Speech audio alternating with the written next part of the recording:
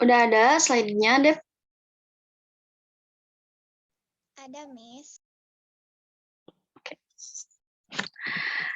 Oke, Assalamualaikum warahmatullahi wabarakatuh. Good afternoon, class. Waalaikumsalam warahmatullahi wabarakatuh. Afternoon, Miss. How are you today? I'm fine, thank you. And you? I'm good, thank you.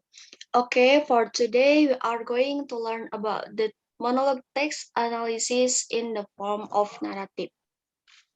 Jadi, anak-anak, hari ini kita akan mempelajari tentang analisis pada teks monolog naratif. Nah, sebelumnya, apa sih yang dimaksud dengan naratif teks atau teks naratif?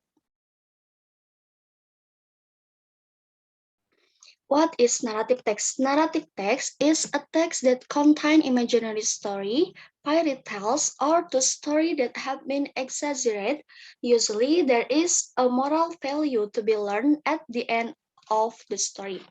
Jadi, narrative text adalah teks yang berisi tentang cerita hayalan, dongeng, ataupun kisah nyata yang telah dilebih-lebihkan.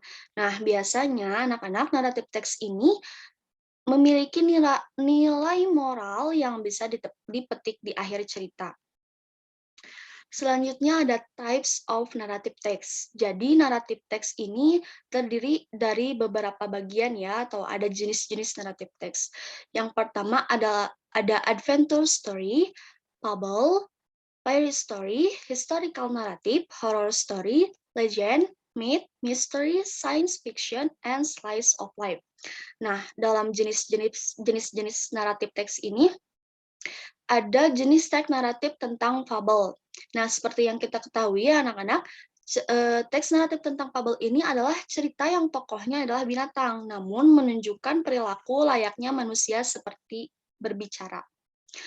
Lalu ada fairy story. Nah, fairy story ini teks naratif yang yang merupakan cerita yang pada umumnya bersifat fantasi atau penuh dengan keajaiban. Contohnya seperti teks naratif tentang peri. Lalu ada teks naratif legend. Nah, teks naratif legend ini merupakan cerita yang disampaikan berdasarkan pada fakta-fakta, tetapi tokoh-tokohnya ini nggak benar-benar ada. Contohnya Sangkuriang atau Tangkuban Perahu. Lalu ada teks naratif myth atau mitos. Nah, ceritanya ini mencoba untuk menjelaskan tentang dunia dan bagaimana kita harus menyikapinya. Selanjutnya ada features of narrative text atau ciri-ciri naratif text. Ciri-ciri naratif teks ini terdiri dari 4 bagian. Yang pertama ada the tenses used are those that saw even in the past atau past tense. Nah, ciri naratif teks yang pertama adalah bentuk kalimat atau tenses yang digunakan dalam teks naratif ini menunjukkan kejadian di masa lampau atau past tense. Lalu ada adverbs of time which are commonly used at the beginning of sentence such as a long time ago, once, one, once upon a time. Jadi ciri yang kedua adalah kata keterangan atau adverb of time.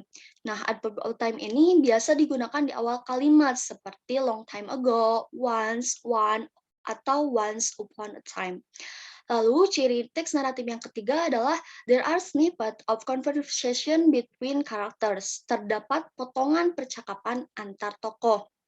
Lalu ciri teks naratif yang keempat adalah use of adjective to provide a more detailed description in the form of a noun phrase.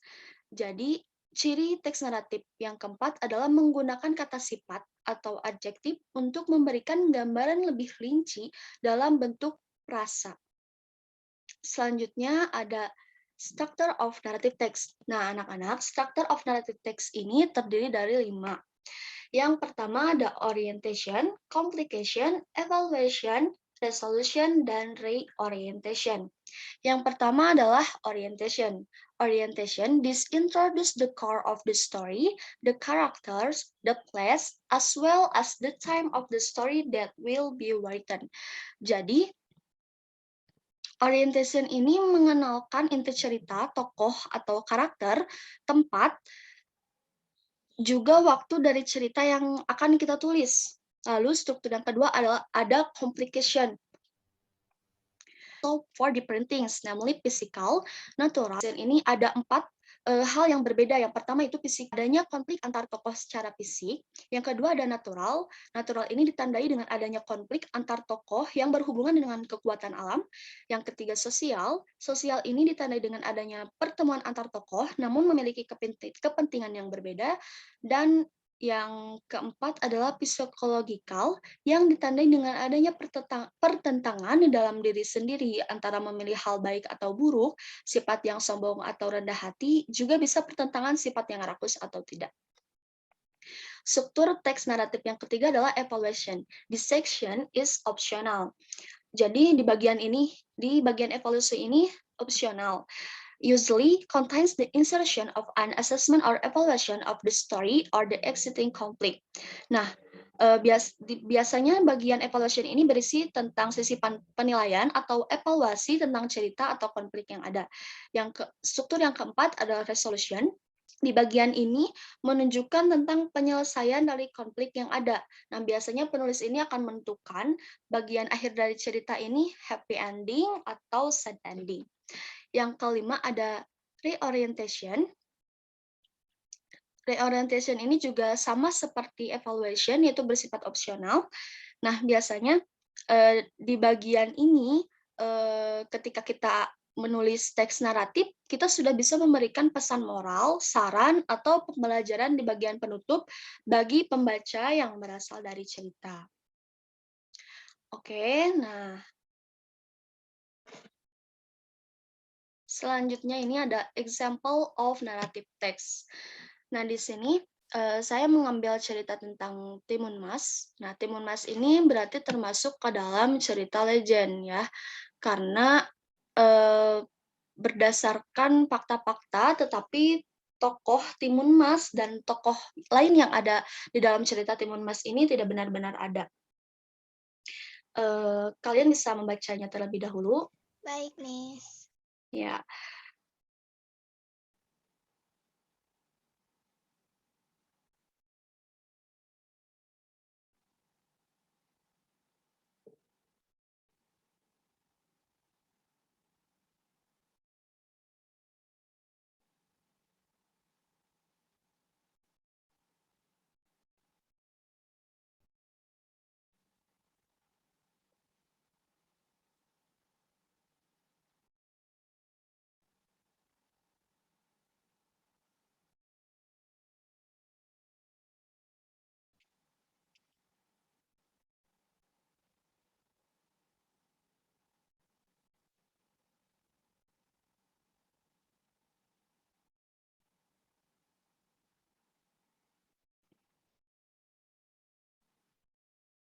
Oke, nah ini ada latihan ya.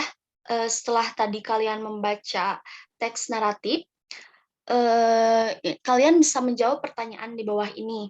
Nah, untuk pertanyaan ini, nanti kalian bisa dikerjakan masing-masing ya. Untuk pengumpulannya, kalian bisa mengumpulkan lewat WA pribadi saya atau dikumpulkan di satu orang, lalu nanti disetorkan ke saya.